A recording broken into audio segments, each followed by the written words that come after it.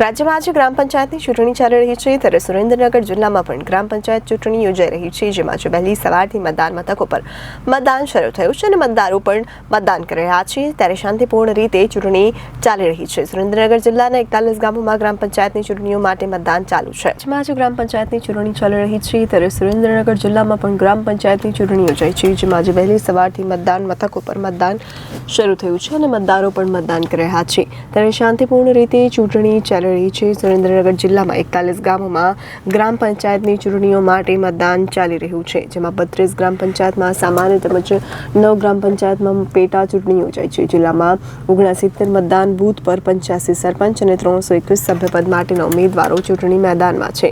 કુલ 56,887 મતદાર મથકો પર મતદાન કરી મતાધિકારનો ઉપયોગ કર્યો છે ત્યારે અંદાજે 2000થી વધુ કર્મચારીઓ મતદાન પ્રક્રિયા દરમિયાન ફરજ નિભાવી રહ્યા છે, જેમાં 4 DYSP, 15 PI, 25 PSI, police constable, home guard જવાન, જીઆરડી જવાન સહિત અંદાજે 400થી વધુ પોલીસ કર્મચારીઓ બંદોબસ્તમાં ફરજ બજાવે છે। આગામી 25 તારીખના રોજ આ ચૂંટણીનું પરિણામ જાહેર કરવામાં આવશે। Bureau report Janadesh news.